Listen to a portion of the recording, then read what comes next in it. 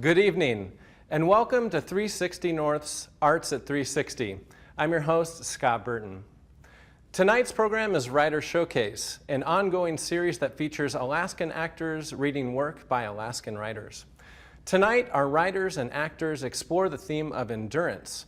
Our four short stories and essays take us everywhere from a heated rock climb to the back seat of a Lincoln Continental convertible.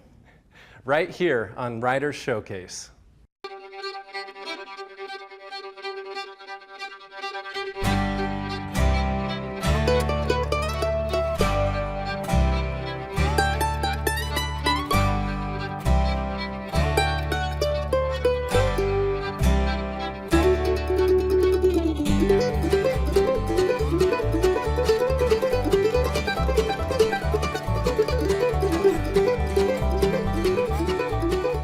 Our first writer is James P. Sweeney. He composed the piece One Hard Day after a climbing accident which left him unable to be out in the mountains, but very capable of putting his adventures and stories into writing. Here he takes us to the scorching cliffs of El Capitan in Yosemite, where he and his climbing partner endure intense heat, dehydration, physical exhaustion, and each other. Our reader is Roblin Gray Davis. Kevin and I are out of water. Yesterday, the temperature must have been 110. We are 2/3 of the way on our climb up the big rock wall, El Capitan, in Yosemite National Park, and past all the difficult climbing, but we're moving awfully slow. Last night, right after dark, I climbed the Grand Traverse. It's supposed to be the crux. We haven't slept much in 3 days. At about 2, we tried to sleep on this sloping ledge. Every time I'd fall asleep, I'd wake thinking I was sliding off the mountain. We're in the middle of an epic. At first light, I'm ready to climb. We have to reach the top today. I met Kevin in Camp 4. He didn't have any big rock wall experience. Originally, I asked him to climb the south face of Washington Column, which is one of the easiest big walls. But when he was all geared up and ready to go, I told him we were climbing El Cap. The afternoon sun bakes this side of the big stone. Right now, the sky is dark blue and there's a big yellow moon. I cannot see one light down in Yosemite Valley. There's not one thing to tell me we're not the only ones on the planet. I cannot see the Merced River, but I'm so thirsty I'd drink its water even though thousands of people are less than 2 miles upstream. I dread when the sun hits us later today.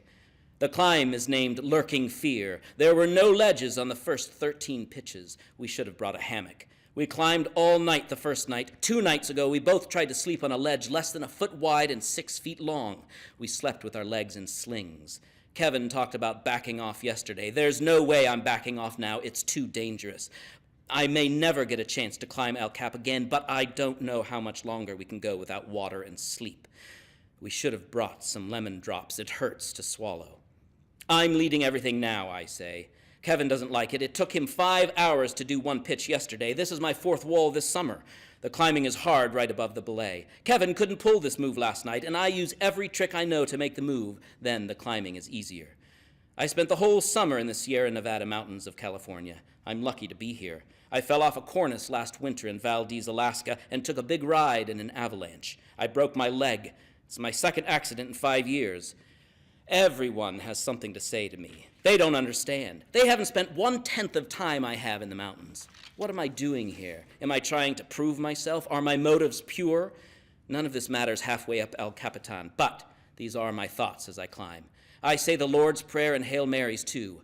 This is the easiest pitch yet. At a small ledge, I stop and tell myself, let's go, while I set up the belay. When I'm secure, I holler, off belay! A set of headlights winds up the valley floor. Smoky rays of sunlight paint the tops of the walls. On belay, let's go, I holler. The haul bag is a lot lighter without the water. It must have weighed 90 pounds when we started. We couldn't have carried more water. The bag gets stuck on everything. I use brute force to get it next to me. Kevin is halfway up the pitch. Kevin is from Lake Tahoe. He's a hotshot skier and in a bunch of ski movies. Someday he'll be a great climber, but today he's getting his ass kicked. I give him no mercy. Come on, let's go, let's go! Backing off is not an option. The sun streaks halfway down the walls across the valley as I begin the next pitch. The climbing is dirty, grassy, and harder than our guide says. I do everything I can to move fast. After 150 feet, there's a ledge that stinks like piss. A 5-inch wide crack at the back is stuffed with garbage. I tie myself with carabiners and slings to the stone and yell out, "Off belay!" After some more knots and carabiners, I yell, "On belay!" The sun is nearly to the valley floor. Kevin drank a lot more of the water than I did. Maybe if I get up this climb, I'll quit climbing. "Come on, Kevin, let's go." The bag is easy to pull. I tie it next to me, then sit down and wait. The stench is unbearable, but if we had water, I'd sleep here right now. Everything's gone wrong on this climb. My headlamp died the first night. I climbed the Grand Traverse with a penlight strapped to the side of my head. Kevin dropped my sleeping bag when we tried to sleep on the little ledge. I've been climbing for 10 years, and it seems I've had more than my share of hard times. Sunlight sweeps the valley floor. I lead 2 more pitches. The climbing is awkward. I have to dig dirt and grass out of the crack to get protection. The route is not so obvious. The bag is hard to pull. I hear a voice from the speakers on an open-air tour bus. I see the river sparkle between the trees. Kevin wants to lead. The sun is now on us, and I'm sitting on the belay seat with my head on the bag. Kevin is methodic as he re-racks. "Get moving," I rasp. I can't swallow. Not a breath of wind moves across stone. I use my coat as a shield against the sun. Kevin is about 20 feet above, focused on the crack in front of him. "Come on, Kevin, reach up and get moving. We have to top out today. We're being broiled alive. I've only seen it this hot once in Dubai. It was 126 degrees. Suddenly, a whistling sound pierces the wall. It's coming from above, 3 missiles shrieking down the face. I tuck in as close as I can to the wall. First, I think they are rocks, and then I realize they're falcons, and they pass moments apart. I'm always in trouble. I've been in some kind of trouble my whole life. On the last day of school in 8th grade, I got thrown out for something stupid. My father shaved my head and put me on restriction. I ran away to Haight-Ashbury and slept in the bushes of Golden Gate Park, but there were too many hippies, so I hitchhiked to Santa Cruz. Cops were everywhere, arresting anyone hitchhiking. Somehow, I got out of there and thumbed my way here to Yosemite. It was no better. Riots broke out in El Cap Meadows, and the rangers arrested anybody who seemed out of place. I almost got busted, but I hiked out of the valley and headed for Tulum. I camped out in the open that night, and a bear grabbed my pack and stole all my food. I hiked the rest of the way to Tulum with nothing to eat. Now the sun is directly on us, and I'm nodding off. The rope barely moves, and I can't see Kevin, and I can't yell because of my throat. After a while, the rope quits moving, and I barely hear "off belay." I'm ready to go when he croaks "on belay." I stay with the bag and help it along. I don't know if it's lack of sleep or the heat, but there's a fog, and I only concentrate on being safe. Nothing else really matters. The rock below the belay stance is coated with dry piss. It's another uncomfortable belay. Kevin's eyes are slits and his lips are white. He still wants to lead. Let's go, get moving. The next pitch is utterly awful crack climbing, and then we're on a big ledge with a deep cave. It's called Thanksgiving Ledge. This is the hottest place I've ever been. The sun shines right inside, and it is stinking hell. The ledge stretches a quarter mile across the whole west face. 50 empty plastic water bottles and other garbage is strewn about. Climbers are pigs. We add our empties to the pile, and Kevin checks every bottle for water. There's not one drop. Kevin wants to crawl into the shade in the back of the cave and take a break. I tell him only for a minute. He's back in there hunched over a rock. I ask him, "Aren't you worried about rattlesnakes?" "F you, Sweeney. You're an a-hole. I just wanted a little break." "Let's go," I tell him. We cached 3 bottles of water and some food at the top. I'm not stopping until we get there. "Sweeney, you're an a-hole." We traverse 80 feet on Thanksgiving Ledge, and Kevin leads the next pitch. Our guide says we're done with the difficult climbing, but we can't see the top. The sun is a golden fireball. The temperature cools. I'm leading now. We are on slabs of low-angle stone. I pray and promise God I'll be better if he lets me off this mountain.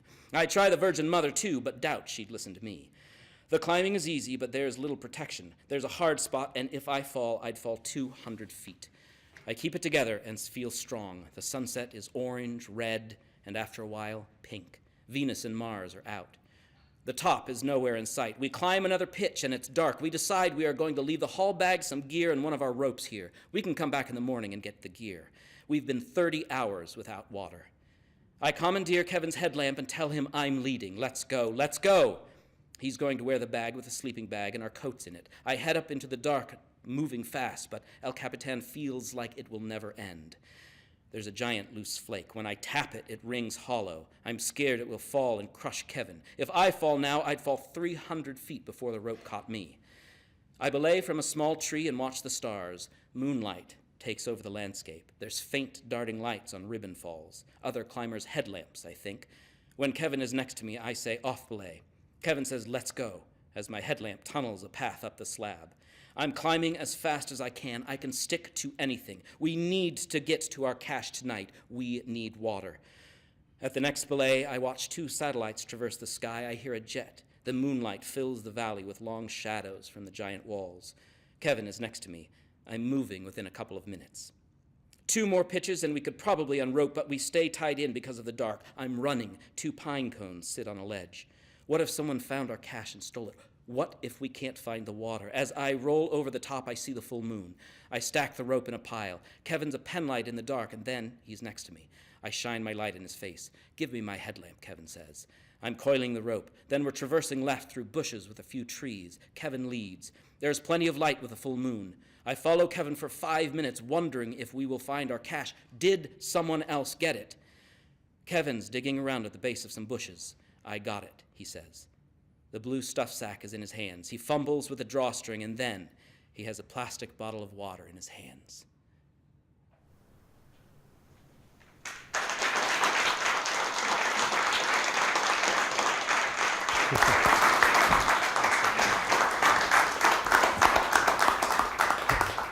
In what could have been written as a companion piece to James P. Sweeney's, our next story by Martha Amore follows a new mom who endures waiting for her partner to return from a climb, the seemingly endless demands of her 5-month-old baby, and loneliness.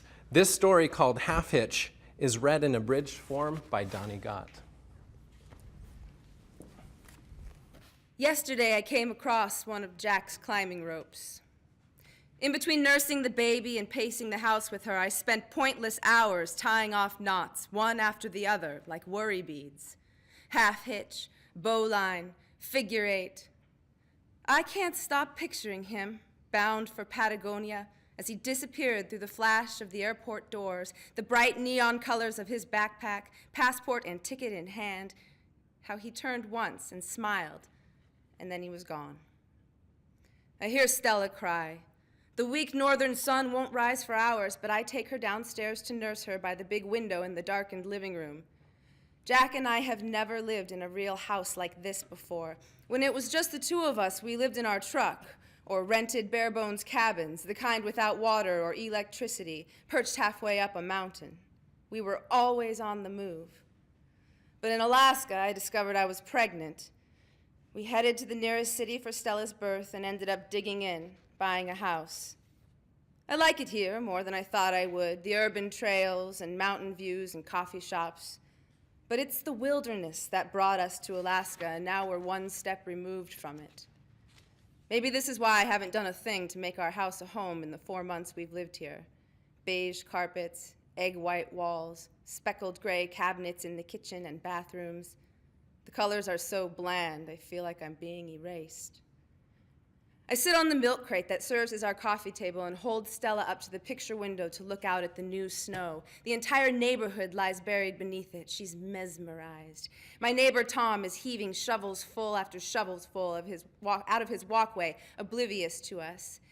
The day I met him, I introduced myself as a housewife, just to try it on, to feel the effect of the suburban horror. I thought he was joking when he said he was in the same trade, but it's true. He owns a construction company, and since the weather turned cold, he's been home every day, puttering in the garage or working on his truck or just standing in his driveway, looking thoughtfully at his house, waiting for his wife and daughters to come home. Even up north, where the winter days are short, there's still plenty of time to wade through. To the east, a reddish glow is just barely touching the highest peaks. Flame-colored streaks appear and spread throughout the darkened sky, slicing it open just above the ridgelines. The upper snowfields are catching the light now, warming to shades of rose and tangerine. I feel the familiar surge in my chest, a primal thing, a call and response. I tried to content myself by soaking in the beauty of it all. I moved to the other window, Stella riding on my hip. These sunrises are not rare up here on a clear winter day, and yet the sight of them always hits me like a once-in-a-lifetime opportunity, one that is slipping away. Soon the sun will be up, and even though I've watched the whole thing, I'll be left with the feeling that I've somehow missed it all. Tom pauses, unzips his down jacket, takes off his hat, and runs his hands through tufts of black and silver hair. I think about yelling out the door at him, but just then he turns toward the mountains and drops his shovel. A sense of quiet fills me. We watch, motionless, until the peaks turn white and the sky blue. Jack says he'll never get used to this neighborhood, to living so close to the next house that you could lean out the window and touch it, but this morning I feel a comfort in this closeness. In the garage, I strap Stella to the car seat, lashed to the big orange mountaineering sled, and pull her outside into the frigid air. It smells like pine trees and wood smoke and feels good against my skin like a splash of water. Cold enough for you? Tom asks. Just about, I say. Beautiful snow. It is. I look up into the still white branches of a birch tree in his front yard, unable to think of anything else to say. But I'm tired of the cold, he says. Every winter I ask myself the same thing. Why am I still up north complaining about the cold? If we were smart, we'd head for Hawaii. If we were smart, we'd already be there, I say. I've never been to Hawaii, never wanted to go, but now that I've said it, I can't help but imagine lying on the beach, warm winds on my skin, and Stella rolling naked in the sand. Tom scoops up a shovelful of snow and holds it at knee level. Any news from Jack? A couple of emails. I won't hear anything else for a while. When's he due back? 3 more weeks. He raises his eyebrows and nods slowly. That's a long haul. After tossing the snow in the growing pile in his yard, he looks down at Stella. So go easy on your mom, he says. Please, keep talking. She needs to hear this. He crouches beside her. Those are some eyes, he says, looking closer. Holy cow, what are they, blue? Green? Take your pick, I say. Now I'm bending over her, too. They really are something. Clear blue, but for the touch of brown that rings her pupils. This combination keeps her eye color in constant flux, like the mood ring I wore in college. Jack says she has my eyes, but it isn't true. Mine are just flat blue. Well, he says, standing up, let us know if you need anything. It wasn't all that long ago my girls were this age. He smiles down at Stella, resting his hands one over the other on the shovel's handle, rocking it back and forth. Stella whimpers from the sled. The sun is bright, but there's no warmth in it, and there's a steady, icy wind. I know I should start walking. Soon the baby will start howling. The only way to soothe her is nursing, but I don't want to leave yet. I reach down and dip my mitten in the snow, my favorite type, light and airy, but wet enough just barely pack together. I want to roll in this snow, pile it over my legs, throw it in the air, scrub my face with it. When she cracks into a scream, I brush off my mittens and lift the sled rope over my shoulder. Well, I say. Tom drops down next to her once again. Hey there, he says, removing a glove and rubbing her cheek while making a sound with his tongue. I can't believe it. She goes silent. Out of fear, no doubt, but at least she's quiet. He smiles at her, deadpans, then smiles once more. I see how this expression has marked him, how the lines on his face, the darting rays from the corner of his eyes, the double curves fencing in his lips, the delicate cuts fanning back through his cheeks were carved by kindness. It occurs to me that if I ever needed to, if there were some kind of emergency, I could leave Stella with him. This isn't something I've worried about, at least not consciously, but I'm suddenly filled with relief. I fight the urge to lay my hand on his shoulder. He nods over to my driveway. Want me to shovel for you? That depends, I say, grinning, unable to stop myself. What will you charge me? He laughs, opens his mouth to say something, but just laughs again.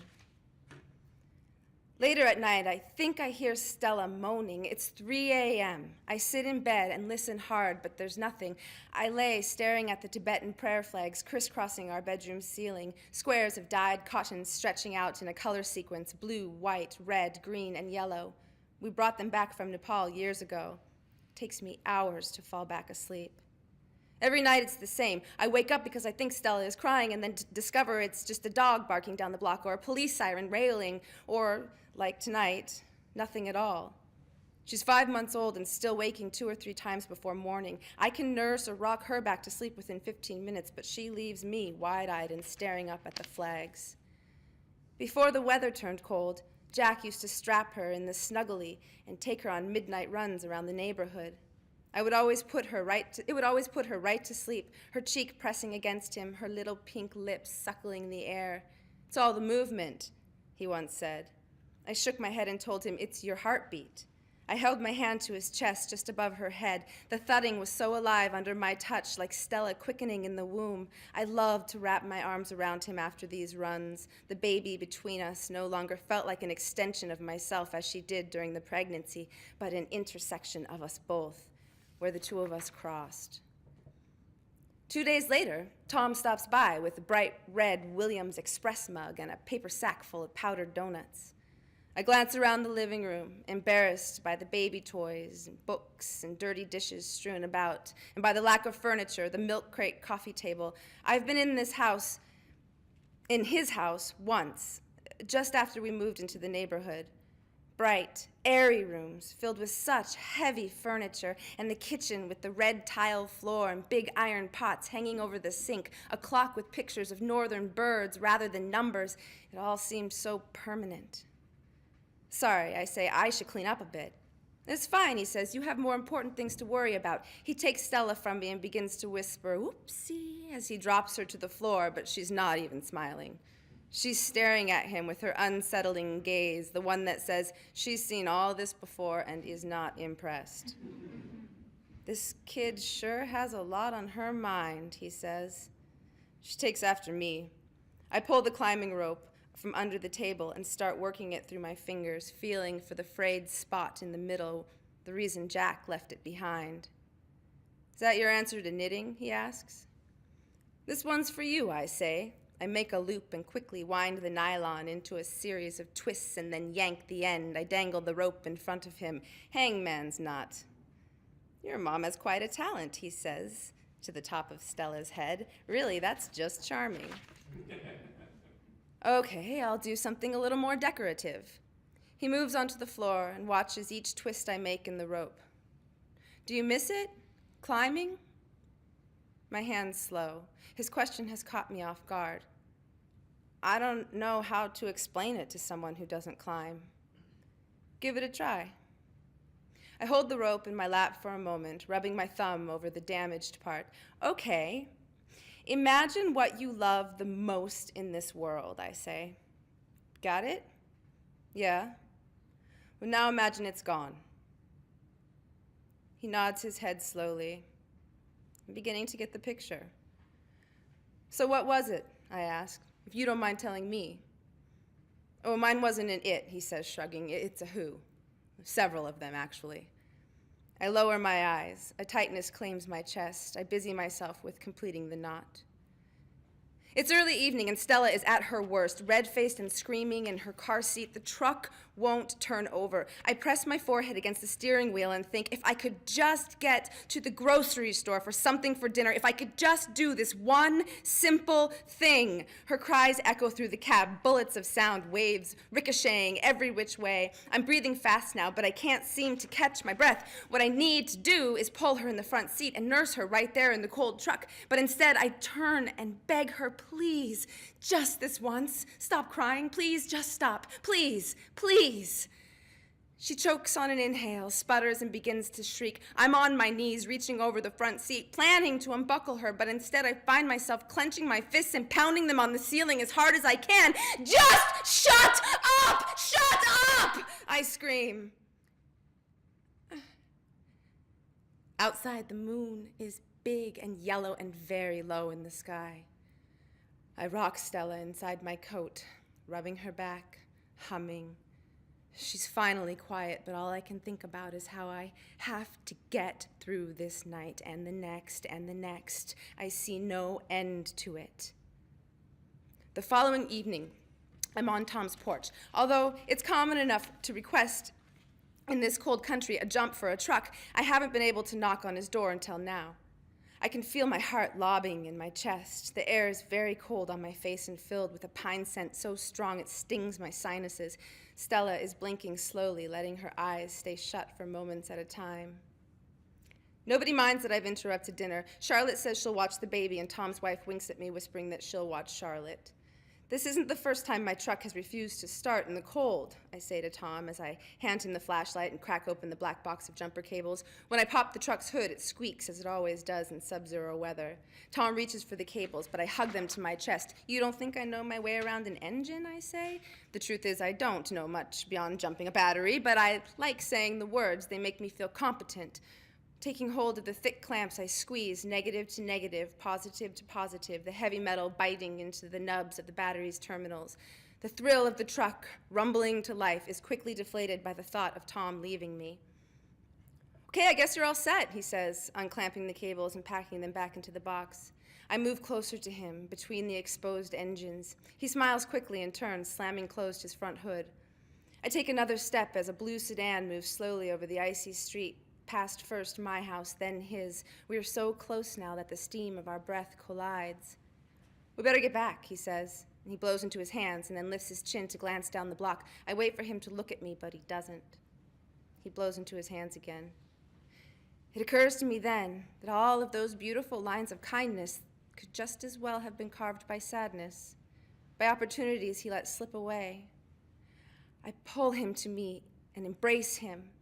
It isn't at all what I'd imagined. He hugs me, but just for a moment before he's pivoting backward from foot to foot, pulling away. I don't let go, not even when he whispers, "I'm sorry." I continue pressing myself against him until I feel an ache in my breasts, the milk letting down. Tonight I can't sleep. Stella's in bed with me, and as I watch her lungs fill with air and exhale little puffs of breath still sweet from nursing, sliding my hand down her body, I am aware of how very small she is. This is it, I think. This is all there is to her. I stare up at the prayer flags draped from the ceiling, my eyes shifting through the sequence of colors. Lung ta, that's what the locals called them. Wind horse. You're supposed to hang them from rooftops or bridges or mountain summits, anywhere the wind can hit them and free the prayers. But they ended up here in the stillness of our room. Decorations. I can't stare up at them any longer. Taking hold of the stiff cotton, I rip the sets from the ceiling. They drop lightly across the bed, the baby. I drag the strings of the prayers down the steps, into the kitchen, and prepare to bunch them into the garbage. I'm tired. I'm so very tired. Out the window, I see the snow coming fast and hard now. When I look back to the beautiful colored squares in my hands, I know that what I'm doing is wrong. I throw open the front door. With the snow, the cold snap has broken. Wearing nothing but a t-shirt and underwear, I tie off a half hitch on the porch railing and stretch the prayer flags to the slender trunk of a young birch tree. I place them as high as my arms can reach.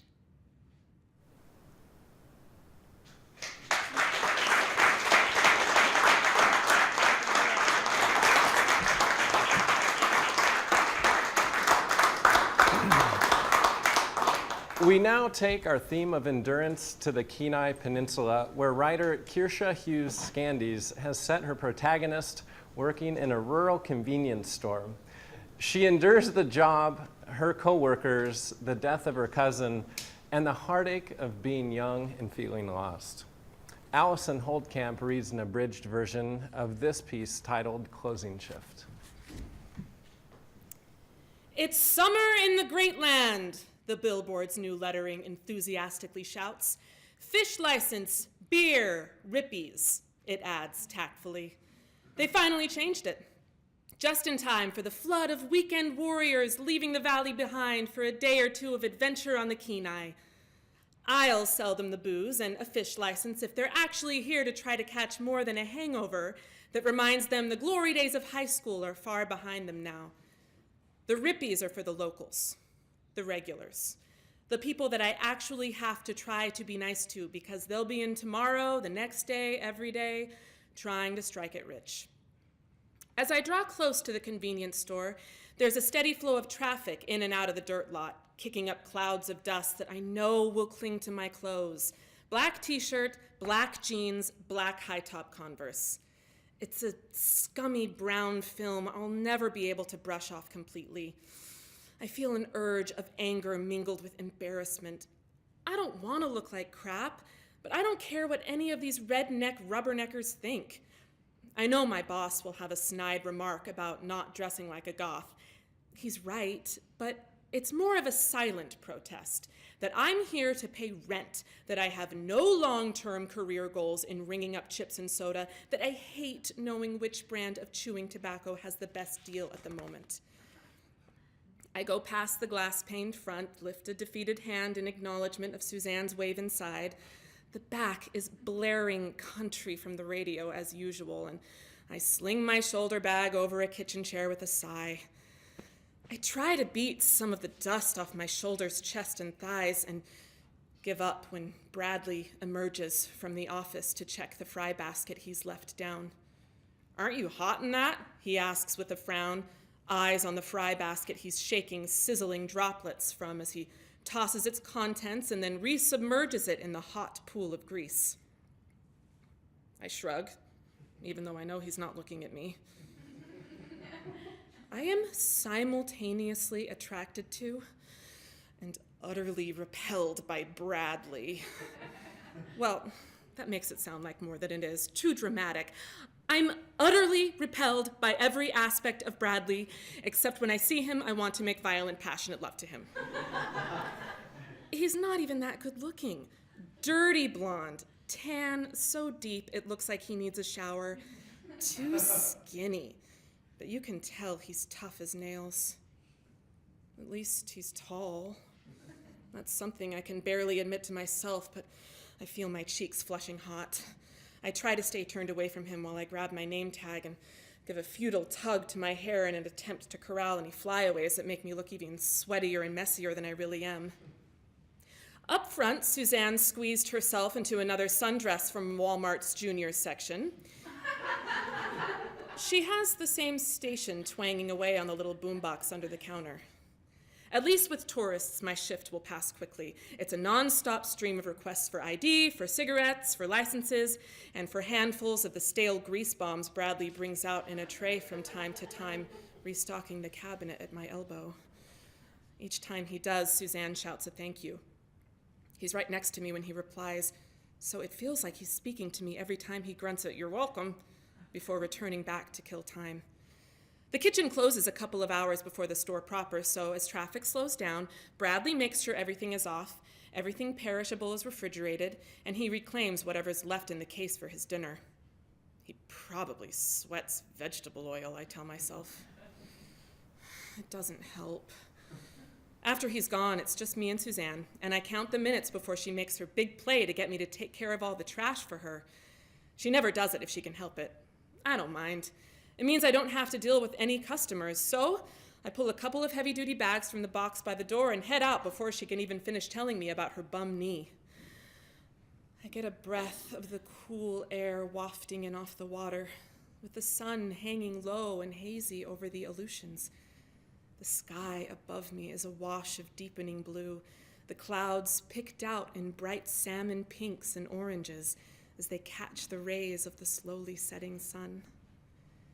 After loitering by the trash can as long as I can, I head back in to make sure the shelves look okay and there aren't any large sums of money missing from my cash drawer. I grab my bag and a pack of Marlboros that I dutifully write up in my employee account under Suzanne's watchful eye. They trust her with the key to lock up, not me. I'm glad. All I have weighing me down is the fact that I'm still here. Still smiling and grabbing a 2-pack of Kodiak for guys who seem to pledge half their paycheck to new fox racing gear. I start retracing my steps for the walk back to my aunt's house on the same path as earlier. I like walking against the traffic because that way I'll see any funny business before it hits me and smashes all my bones into powder. But right now, all the inbound traffic has dried up. Now it's a steady stream of people headed out to the bars.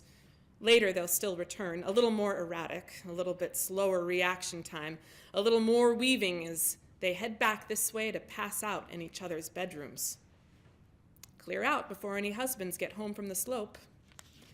A truck slows opposite me, and I keep my eyes locked on the 4-wheeler trail in front of me until I hear my name.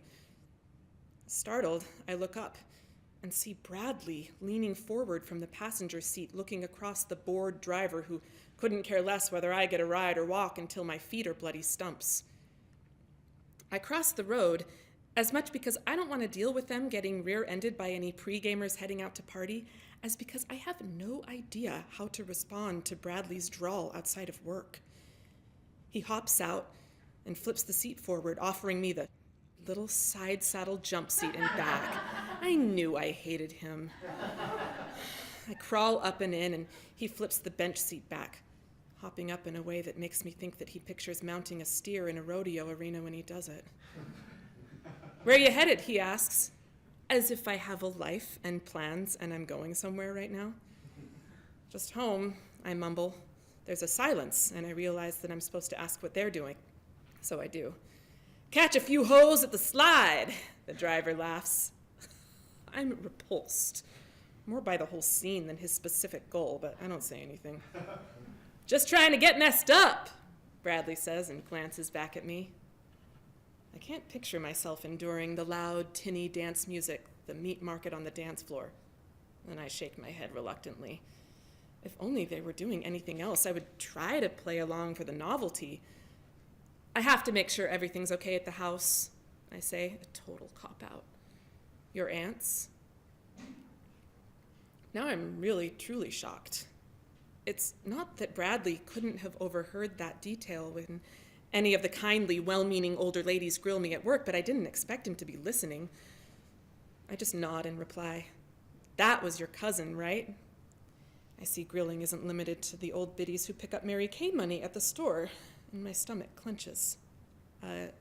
Yeah. Shotgun. It's not a question. Yep. Although I try not to spend any time dwelling on the details, I feel tears rising to my eyes, and I have to swallow hard. Thank God my aunt doesn't try to bring it up to me yet, just cries in her bedroom. Did my cousin swallow hard before he pulled the trigger? Take a last breath? Blink? "Hardcore," the driver mumbles. And quick as that, Bradley's arm flashes as he slugs the guy's ribs. There's a momentary bobble, the truck nodges right in response, and the rest of the ride is silence until the truck stops at the driveway for my aunt's trailer. Bradley hops down, pops the seat latch to let me out. As I climb, he asks, "You want company?" I know my aunt's asleep. I know that means she's sprawled out on the couch, the television whispering deals at her subconscious. No, there's nothing else for me to do except feel sorry for myself holed up in my haunted bedroom. Nod. He grabs an open case of beer from the floor and slaps the passenger seat. "Text me!" he croaks to the driver, who doesn't ask questions, just pulls back onto the highway once the door is shut. After an awkward pause, he heaves the case to a better grip and we start down the driveway, gravel shifting and occasionally crackling under feet. I'm running through what to say to keep him from trying to come in the trailer, but he doesn't even try to follow me up the porch stairs. I enter, drop my bag near the door, shut the television off. I know my aunt will shuffle off to her bedroom the next time she nods awake and realizes the infomercials are gone. I take a second look at myself in the hall mirror.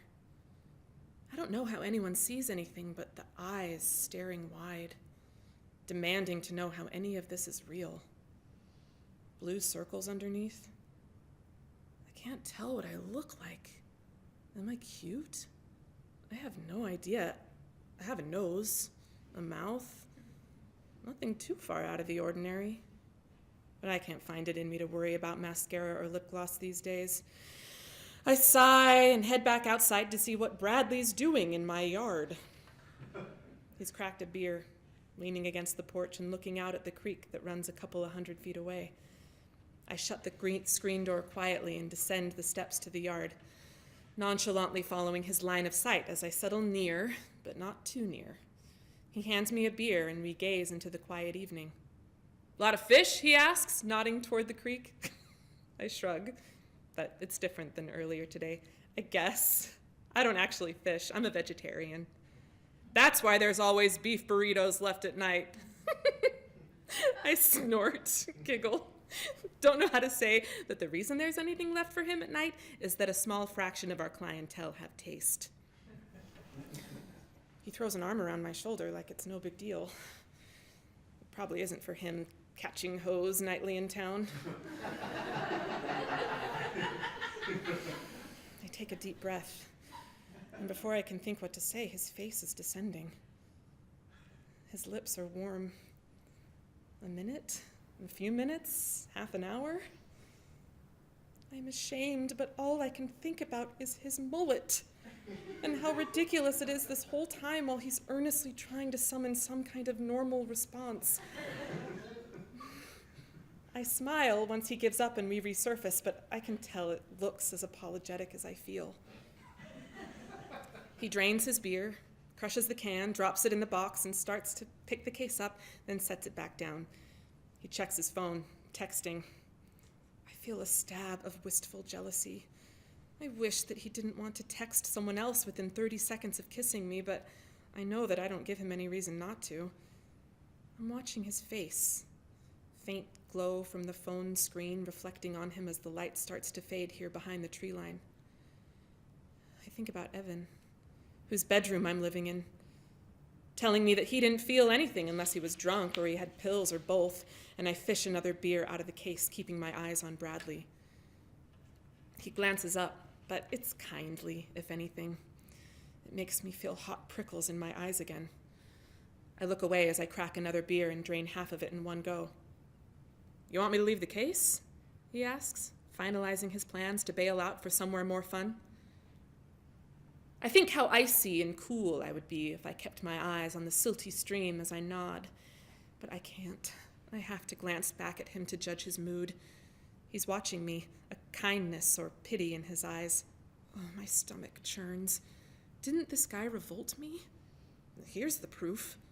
I want to vomit when I watch him feel sorry for me. I blink back more tears and nod with an involuntary sniffle that makes him smooth my hair back behind one ear. I want to think it's romantic, sweet, but I feel like a 5-year-old getting patted on the head. His phone chirps, and after glancing at it, he gives me an awkward hug that makes me understand there will be no more midnight kisses between us and starts back up the driveway. I hoist myself on the deck built in front of the trailer door, finish my beer, crush it, and pull the next one out of the case.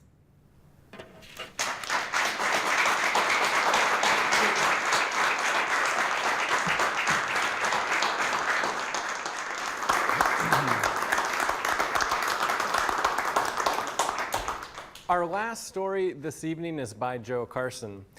Joe takes us to the Deep South in 1962, where we follow a young man from the North enduring the trials and lessons of a date with the Southern Belle. Sweet Sunny South is read by Ryan Conarro. Samantha and I lie on the beach. We are in the deepest possible South with its sneaky, brutal sun. This is not the sun I expected. I'd pictured the big yellow ball in a child's drawing, the sun of a perfect sunny-side-up egg smiling down from the blue sky on honeysuckle, hummingbirds, and Uncle Remus. The Gulf sky is seldom blue. The sun is everywhere but unseen, hiding in the haze, working me over. I imagine that it's punishing me for being so awkward, for not knowing the local ways, the slow and easy style. It's July 1962, and I've just celebrated my birthday. I'm now 17, I'm a Yankee, and semi-virgin. I thought it would be simple. One day you're a virgin, and the next day you're not. My problem is that my first attempts at sex were so clumsy that I'm not sure they really counted. In a way, I hope they didn't. If my accomplishments in bed to this point were the real thing, then I figure the whole business is highly overrated. Still, a man is supposed to keep score. Nothing, it seems, is simple anymore. I watch Samantha perfectly still on her towel. The blasting heat does not bother her. It wouldn't dare. Samantha is a genuine Southern belle, and even the elements must show a proper respect. The gorilla sun kneads and pounds my belly. It tears the skin from my shoulders, but only touches the few golden hairs sparkling over Samantha's rich tan. There's a little moisture on her upper lip. I'm soaked. Belles, of course, know the secret to not sweating. It's part of the education, along with holding quarters in your armpits at the dinner table so you can't reach for what you should be served, or learning to smile right into the eyes of a man who, when he helps you in or out of a car, to distract him from sneaking a look at your legs. Even a gentleman, and belles associate only with gentlemen, will sometimes succumb to this temptation. Samantha has explained these things to me, and I'm fascinated. I thought belles were just born that way. I know nothing. Samantha has also had lessons in music, posture, dancing, and even kissing. Kissing lessons? If Northern girls received such thorough training, I wouldn't be suffering with this uncertainty about the status of my manhood. Finally, I'm in good hands. We wheel into the Dixie Queen Drive-In in my borrowed Lincoln Continental convertible, pure class. The car belongs to Lucky, whose real name is Leon, a distant cousin I've been staying with. Relatives in the north had told me to look up Leon. No one knew anything about him, but he was blood, no matter how diluted, and I was assured that he would be hospitable. Lucky has turned out to be a gambler and a minor hoodlum who wears silk suits and pointed black and white shoes with wooden heels. I like Lucky. He's capable of making the big gesture, so tonight we have the Continental. Among the Continental's many amazing features is the ability of the front seat to fold completely backwards so that the car can be turned into a plush, open-air bed. This is done electrically, like raising and lowering the windows. You just push a button. Lucky has explained about the bed in great detail, and I promised him that I'd put it to good use.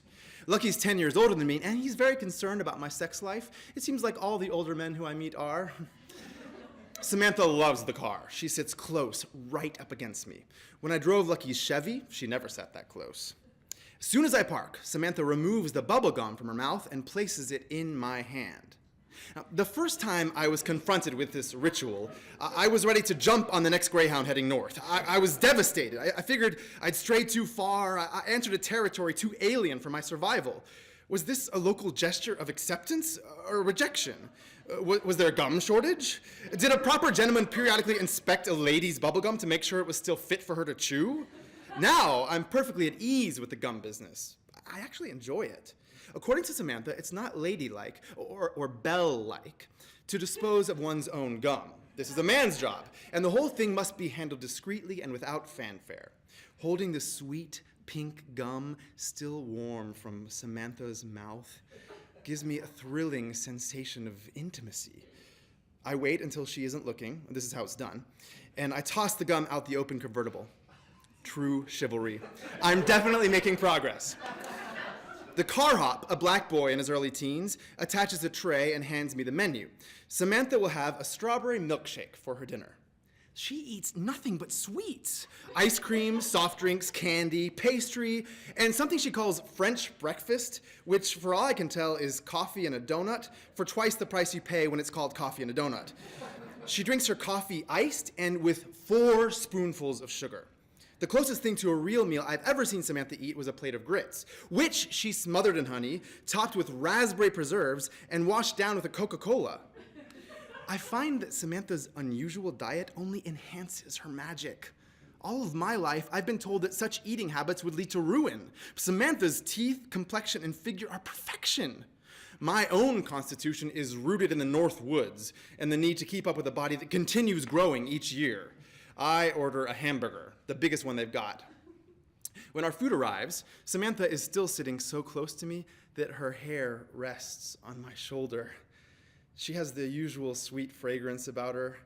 Since the smell persists when we go swimming, I assume that its source is something other than perfume. Perhaps it comes from her literally being made of sugar.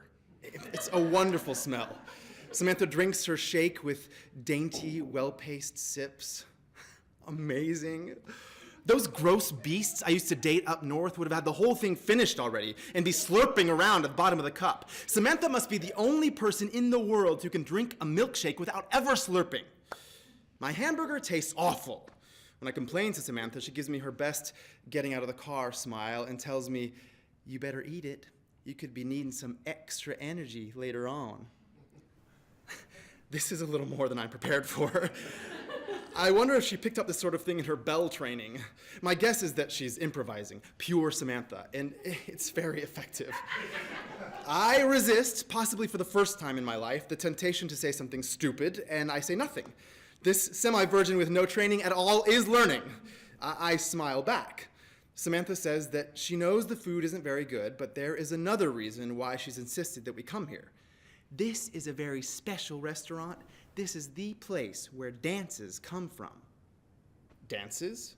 Not just this town, not just this neighborhood, but right in this drive-in is where all the new dances originate. The pony, the frug, the watusi, the boogaloo.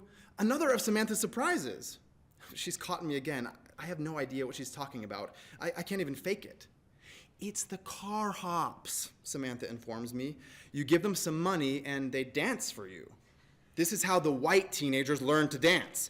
She instructs me to give our car hop 50 cents. If I just throw the money in his direction, he'll know what to do. While I sort through some coins, Samantha suddenly bursts out with the information that she once danced with a Negro.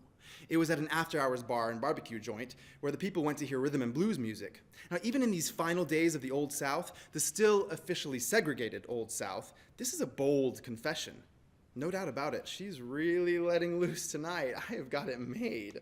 I figure that even belles must occasionally give in to their desires, and for this purpose, I am very convenient. I'll be leaving at the end of the summer, but there's something else too. Since I am not a gentleman, Southern or otherwise, a roll in the hay with me is like dancing with a Negro, or like my bungled sexual adventures up north. It won't really count. I make a good show of appearing shocked at Samantha, which she enjoys, and I toss 2 quarters onto the pavement with a sneer. Samantha presses tightly against me as the kid pockets the money and goes into his dance. He's good. He manages to move everything but his feet, the reverse of my own particular style. Well, this is the place where dances come from. It should be no surprise that it gets the best dancers. They probably have auditions. The car hop stares right at me with a big grin that says, "You couldn't do this if you tried for the rest of your life." True. I give him another sneer. With the radio turned on loud and Samantha nearly in my lap, we pull out of the restaurant in grand style. Lucky would be proud of me. The drive-in movie is immediately a setback. An Elvis Presley triple feature. 5 hours of Elvis facing me. And I have the worst case of gas in history. Now, even in a convertible, gas at the drive-in has to be a disaster. It's that hamburger. I knew the hamburger wasn't right. Samantha loves Elvis, the only thing that brings her down to the level of the other girls I've dated. When the first movie begins, she leans forward and rests her chin on the dashboard, pure concentration. How will I survive this? I have to get out of the car, fast. I tell Samantha that I'm going for popcorn, and I take off at a run. When I return with the popcorn, Milk Duds, and Juji fruits, Samantha hasn't moved. She reaches for the candy without looking. Her hand is apparently an antenna for sweets. I bound from the convertible again. Standing beyond the last row of cars, I wait for relief. People must be wondering about me. They probably think I'm a pervert, a peeping Tom. Everyone knows that it's out in the last rows where all the heavy action takes place. That car hop would enjoy this. I'm inventing a new dance. Maybe he poisoned me.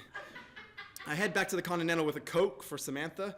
She finally turns her attention from the screen to take the drink, and she tells me that it's no wonder you Yankees are always complaining about the heat. Why can't you learn to be steel?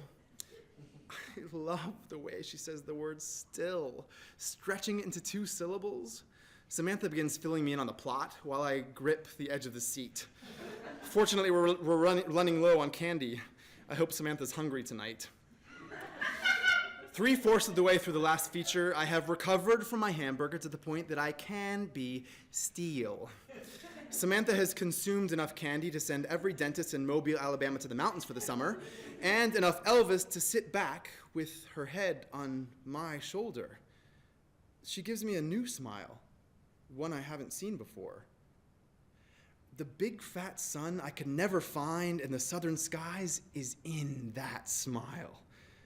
One final bad guy to be punched, a final song to be crooned, and we'll be out on the back roads with the tall pines and the chew mail pouch barns, looking for the just right spot.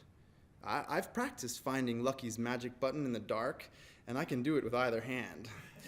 I hold Samantha gently.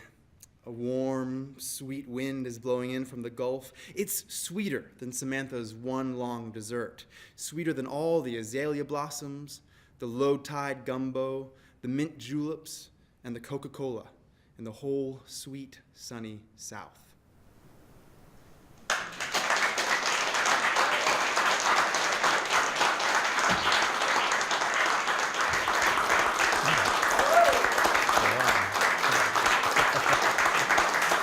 Well, that's all we have time for this evening. So thank you, writers.